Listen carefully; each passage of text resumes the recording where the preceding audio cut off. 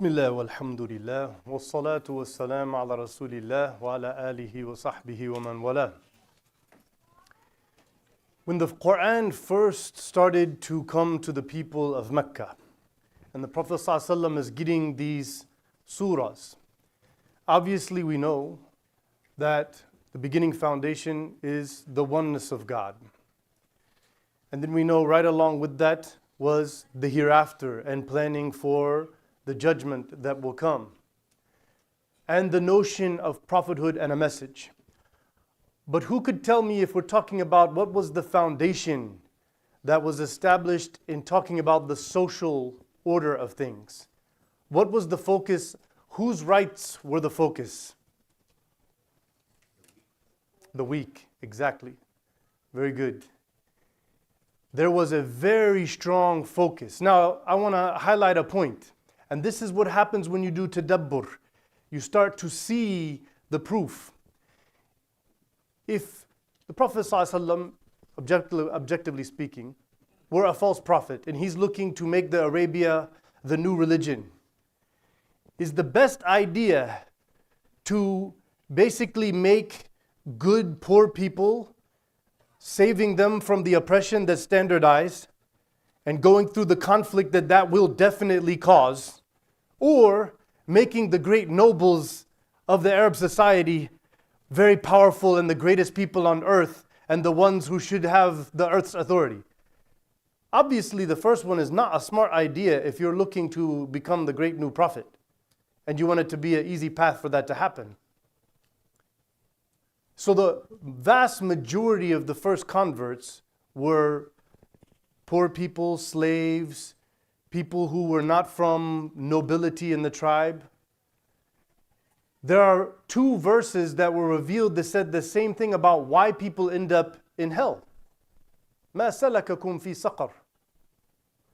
The beginning is, we don't connect with God. لَمْ نَكُ مِنَ الْمُصَلِّينَ وَلَمْ نَكُ نُطْعِمُ الْمِسْكِينَ. It's in Surah Haqqa as well, and Muddathir, that we didn't feed the poor. That's why we're in hell. And that was very common. The average Arab and above, seeing a poor person, yeah, poor person, too bad for you. Kind of like today's society. And so there was this heavy focus on that. Then it was very common. If someone's dad dies, people around him that are not up, they want to take advantage of that wealth. لا تقربوا مال اليتيم إلا بالتي هي أحسن. Right? Don't even come close to the wealth of an orphan except for that you preserve the rights with excellence. And this was repeated over and over. When it talked about ihsan, wal masakin, wal yatama, wal masakin, the orphans and the poor, it became like this crucial element of priority and focus among the believers. And so in Surah Al-Balad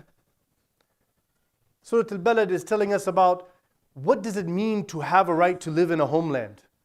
And what is our purpose in this homeland? أَنْتَ حِلٌّ بِهَذَا الْبَلَدِ. You have every right to live here. وَوَالِدٍ وَمَا وَلَدٍ. And the people who were born somewhere, that's their home just like anybody else, regardless of what background or nobility or wealth. But after reminding people that we all have a basic knowledge of right and wrong, and najidain, and we gave them eyes to see what's going on, and a tongue to speak up when things should be better. Then he says, فَلَقَتَحَمَ الْعَقَبَةِ. But most people have not even begun to go up that steep mountain of spiritual clarity. People have not begun. وَمَا أَدْرَاكَ مَا الْعَقَبَةِ. What is that mountain of spiritual clarity? What is it? فَكُّ رَقَبَةِ. So when Abu Bakr heard that, what did he do? He went around and started freeing slaves left and right. Free the slaves. That's a response. Al-atqa alladhi yu'ti malahu yatazakka. That ayah, according to the vast majority of Mufassirin, the most pious who gives his wealth, purifying himself from his greed and his mentality of status. Abu Bakr was freeing slaves with his fortune. And when he freed Bilal, it's the famous story. Umayyah bin Khalaf said, yeah, you were willing to pay that. I would have took half. He said, and I would have paid you double what I paid. This is the mindset. Completely different than the world we live in. Al-Fajr, Surah Al-Fajr. It came to say, look at all these oppressors. Look at what they do. They take control, they're tyrants and all of that. And then people themselves are looking at these tyrants, but they themselves are saying, when I have good, oh, my Lord has honored me and given me some blessings. But when they feel some difficulty and suffering, they feel like my Lord has humiliated. So then he warns all of us, you're quick to judge those tyrants. But what do you do to make the world a better place? كَلَّا بَلَّا تُكْرِمُونَ الْيَتِيمَ وَلَا تَحَاضُّونَ عَلَى طَعَامِ الْمِسْكِينِ وَتَأْكُلُونَ التُّرَاثَ أَكْلًا لَمًّا وَتُحِبُّونَ الْمَالَ حُبًّا جَمًّا.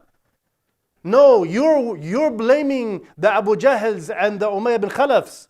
But what are you, the believer, the common person, doing to help the situation of the orphan and the poor?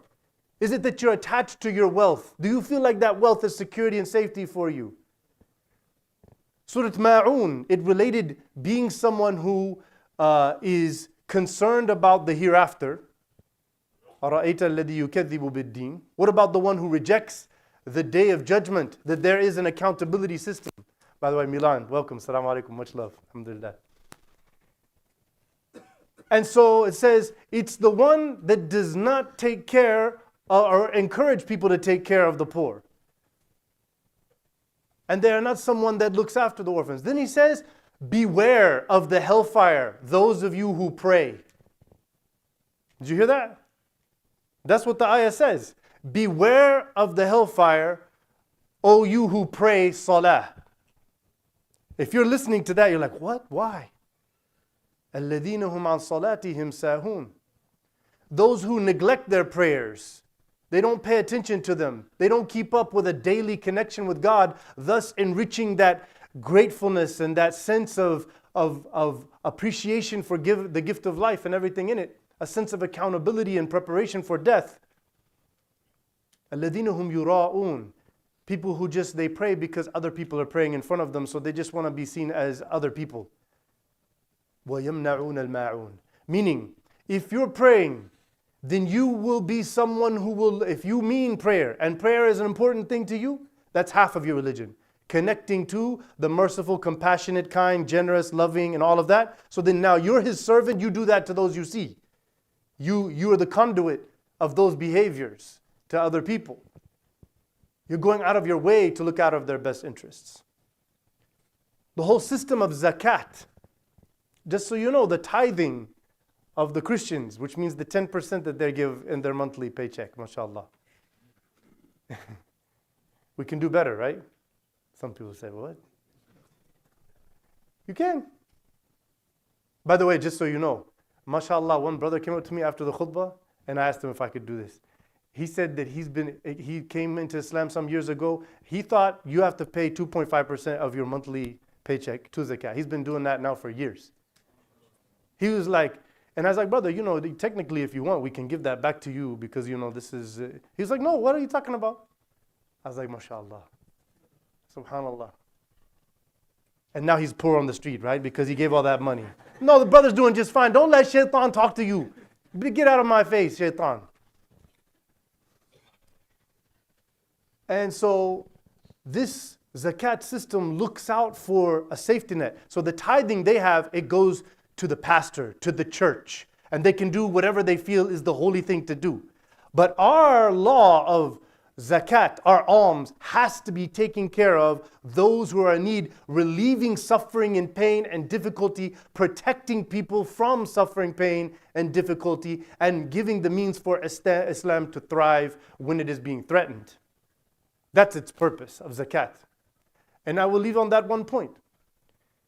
It's said very clearly in one of the ayahs. We talked about the ayahs about how generally it's just clear-cut defense in the Quran. There's absolutely no teaching anywhere in the Quran or Sunnah that's talking about just killing people because they're not Muslim or fighting people as civilians, but fighting in a battlefield against an oppressor and someone who's a threat to the well-being of others. But he says, وَمَا لَكُمْ لَا تُقَاتِلُونَ فِي سَبِيلِ اللَّهِ وَالْمُسْتَضْعَفِينَ مِنْ الرِّجَالِ وَالنِّسَاءِ وَالْوِلْدَانَ الَّذِينَ يَقُولُونَ رَبَّنَا أَخْرِجْنَا مِنْ هَذِهِ الْقَرْيَةِ الظَّالِمِ أَهْلُهَا وَاجْعَلْ لَنَا مِنْ لَدُنْكَ نَصِيرًا وَاجْعَلْ لَنَا مِنْ لَدُنْكَ وَلِيًّا وَنَصِيرًا. He says, why are you not willing to put your life on the line and fight for the sake of God?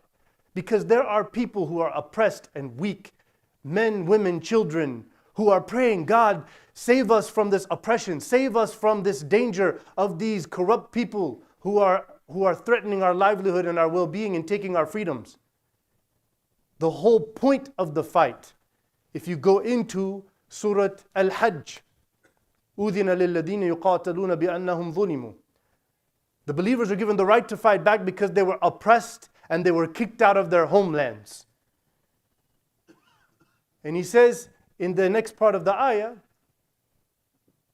وَلَوْلَا دَفْعُ اللَّهِ النَّاسِ بَعْضَهُمْ بِبَعْضٍ لَهُدِّمَتْ صَوَامِعُ وَبِيعُ وَصَلَوَاتُ وَمَسَاجِدُ يُذْكَرُ فِيهَا اسْمُ اللَّهِ كَثِيرًا.